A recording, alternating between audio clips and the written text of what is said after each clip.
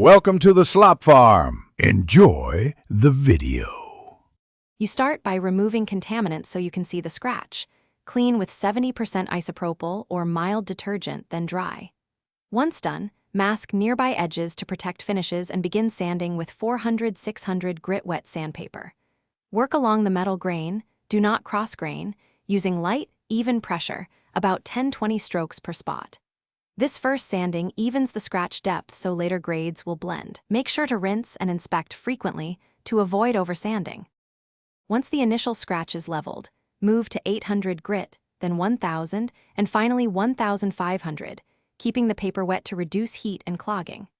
Use a flat sanding block or flexible pad so pressure is uniform.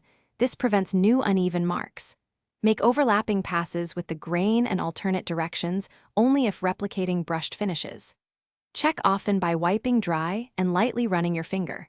Stop when the scratch is a faint line, because leaving too much or too little removes original texture. You finish by polishing.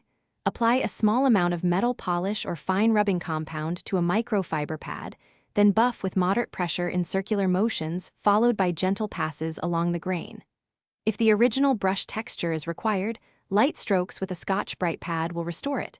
Always follow the grain.